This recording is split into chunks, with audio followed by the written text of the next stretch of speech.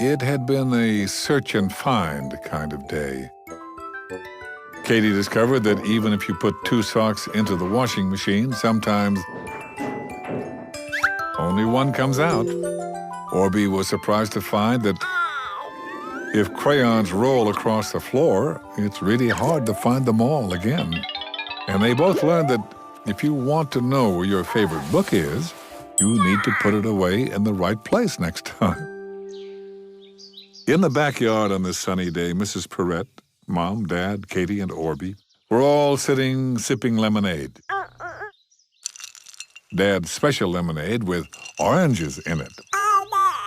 Katie and Orbie were telling Mrs. Parette about how they spent the day hunting for things, and Mrs. Parette looked a little sad. Orbie tooted that it was all right they'd found everything again, but Mrs. Parette said it wasn't about that. Mom asked what it was, and Mrs. Parette looked at the ground. It made her very sad to talk about it. Katie slipped out of her chair and hugged Mrs. Parette. She never liked to see anyone feel sad. Mrs. Parette explained that she had lost something she had been given a long, long time ago, a beautiful gold-colored necklace. Katie was very impressed. She told Katie that while it wasn't worth a lot of money, to her, it was very valuable. Katie didn't exactly understand, and neither did Orbie, but Mom seemed to know what she meant. As they were all preparing to leave, Katie told Mrs. Parette she was confused about what was more valuable than money, and Mrs. Parette leaned over to explain. She told Katie that when she was 21, she was given the necklace because it belonged to her great-great-grandmother. Orbie thought that was a lot of greats, and Mrs. Parette said yes, it was. And now it was her turn to pass the necklace on to her granddaughter.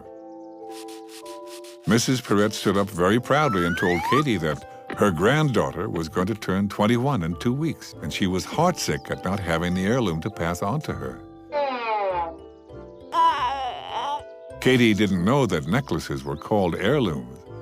Mrs. Parette said that an heirloom was something special that was passed down through the family. It was a gift from someone who was alive a long time ago.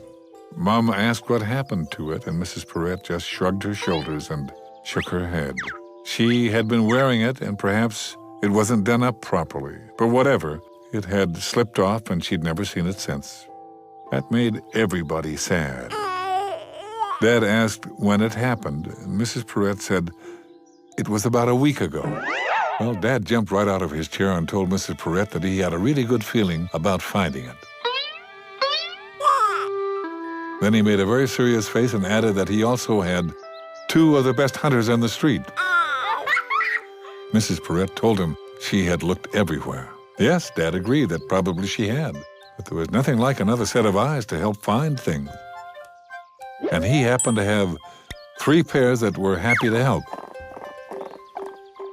I think Mrs. Parette thought it was kind of hopeless, but you know how silly Dad can be, and finally he did get her to agree that a little hunt through things couldn't hurt. Mrs. Parette headed home to get ready for them, and when they rang the doorbell, she opened the door to see 3 characters.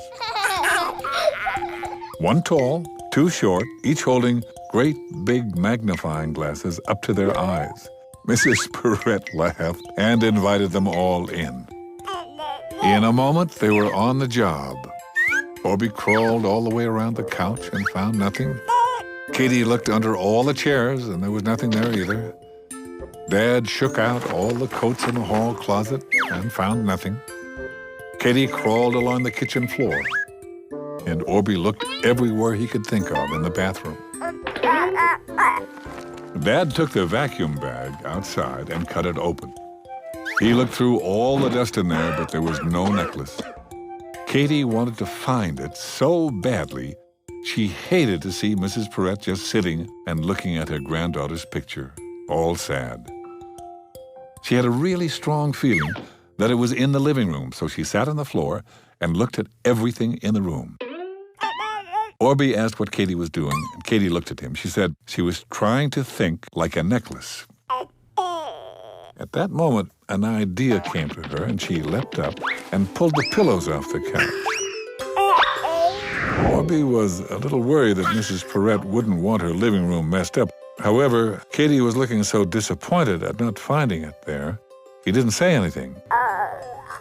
He just stared at the couch. Orbie could tell she was thinking like a necklace again and didn't say anything. Suddenly, she leapt onto the couch and stuck her hand down the little crack where the back meets the front. She dragged her hand along, finding 2 coins and a candy, and then she felt something different. Orbie could tell something was up because her eyes popped open. She slowly and carefully pulled on the object, and as it came into view, she squealed with delight. Orbie tooted for everyone to come running. There in Katy's hand was a beautiful gold-colored necklace. Well, Mrs. Parette cried, but they were happy tears. Dad shook all his partners' hands, and then they tidied up a bit. Mrs. Parette hugged Katy and told her that she appreciated her finding it so much. She hugged Dad and Orbie, too, telling them she so appreciated them taking the time to hunt. Well, Katy thought all this was wonderful. And that night she asked Mom if one day she would get something as an heirloom. Mom explained that they didn't have anything quite as old as Mrs. Parette's necklace, but she did have a ring that had belonged to her great-grandmother. Mom pulled it out of the jewelry box, and Katy put it on her finger. She loved the idea that her finger was in the same place her great-great-grandmother's had been. Katy asked if it would be hers when she was 21, and Mom smiled. It's already waiting for you. You might have something special in your house that belonged to a member of your family who lived a long time ago.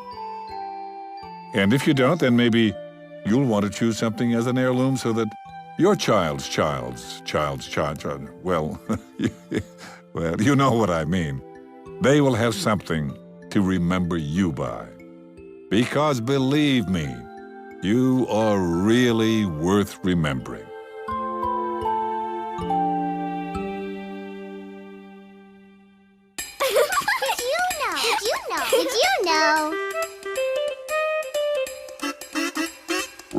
Did you know that a pen pal is a friend you write letters to?